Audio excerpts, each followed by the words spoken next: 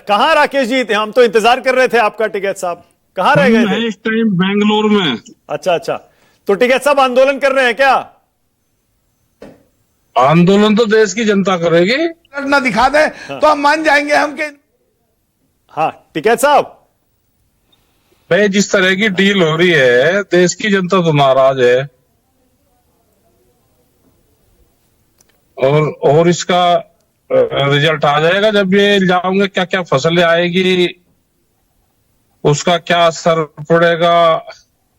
मक्का 1100 रुपए हो रही है और सोयाबीन 4000 रुपए भी खरी किसान के घर में पड़ी हुई है।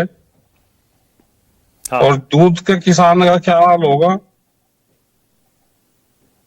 देश के किसानों को आशंका है कि ये जो डील हो रही इससे नुकसान होगा।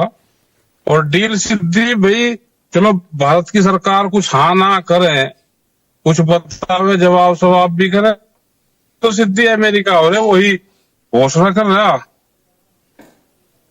यहाँ तो कुछ जवाब सवाब दिया ही नहीं जा रहा। ओके, मतलब टिकैत साहब ये कह रहे हैं जब सारी डिटेल सामने आएगी डील की, उसके बाद डिसाइड करेंगे, तय करेंगे आगे क्या करना है। बिल्कुल सही है, ठीक है। टिकैत साहब ये हम तो गांव में जा रहे हैं, मीटिंग कर रहे हैं, गांवों में है हम। हाँ यहाँ कर्नाटक में भी मीटिंग चल रही, पूरे देश भर में किसान मीटिंग में है। ओके टिकैत साहब, ये गांव के लोग पूछते जरूर हैं। हाँ टिकैत साहब, मोदी जी कैसा काम कर रहे हैं और योगी जी कैसा काम कर रहे हैं?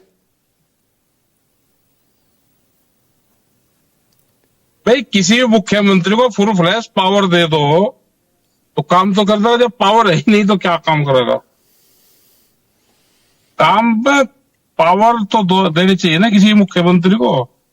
अब कर्नाटक का मुख्यमंत्री है, यहाँ पे 13 गांव की जमीन का अधिग्रहण था, यहाँ पे मूवमेंट हुआ, अधिग्रहण रद्द कर दिया।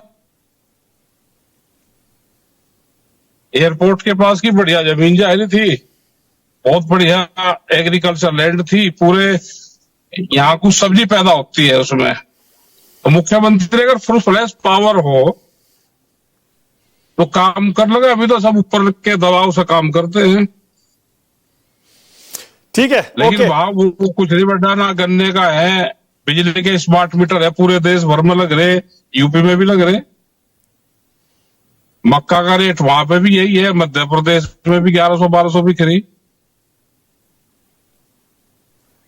ओके टिकैत साहब धन्यवाद। फिर डिटेल में आपसे फिर बात करेंगे। राकेश टिकैत कह रहे हैं जरा आने दीजिए डील की डिटेल, उसके बाद फिर तय करेंगे आगे क्या करना है। लेकिन किसान के मन में सवाल है और वो मीटिंग्स कर रहा है अभी कि आगे क्या करना है। शीतल जी 30 सेकंड, 30 सेकंड आपको दे रहा हूं। बिल्कुल शीतल जी, आपको भी लगता है कि शीतल जी के ये 9 मार्च से जब ये संसद का बजट सत्र पार्ट 2 शुरू होगा तो बवाल तो खूब होगा। इधर ये डील की डिटेल आएगी और उधर फिर ये महाभियोग और नो कॉन्फिडेंस। बस एक आंकड़ा सुन लीजिए, बिजनेस स्टैंडर्ड का आंकड़ा है और हमारे आरबीआई वगैरह का आंकड़ा है। 2004 में हमारा जो मर्केंडाइज एक्सपोर्ट था वो था $90 बिलियन। और जब मनमोहन सिंह साहब ने चार्ज किया, हम एक जगह से हैं, मुझे काउंटर का मौका नहीं दिया यार। 10 सेकंड दो ना प्लीज। 300 देता हूं, अच्छा रुकिए ना, दे रहा हूं शीतल जी को बोलने दीजिए, दे रहा हूं। मैंने बताया 2004 में $90 बिलियन मिला था मनमोहन सिंह को। उन्होंने वापस दिया मोदी जी को मई में $318 बिलियन। ये करीब 244% की ग्रोथ हुई थी उन 10 सालों में। और $318 बिलियन से आज 2025 में मर्केंडाइज एक्सपोर्ट जो है वो 437 बिलियन है। कुल 39% की ग्रोथ है। बाकी आप बहुत से लोग अमेरिका गए हैं, पता नहीं कहां कहां गए, अंतरिक्ष से आए हैं, पता नहीं क्या क्या है, उनकी महानता का मैं मुकाबला नहीं कर सकता। नहीं ठीक है, नहीं, don't make it personal. Maluk Nagar जल्दी से 10 सेकंड ओनली, टाइम खत्म हो रहा है। हाँ देखिए, टिकैत साहब ने 2 चीज कही। ट्रेड डील पे गांव के लोग नाराज हैं, तो उनके सामने जब सिचुएशन आ जाएगी टिकैत साहब से हम बात कर लेंगे। इस स्थिति में वो और हम हैं दोनों, तो बिल्कुल नाराजगी दूर हो जाएगी।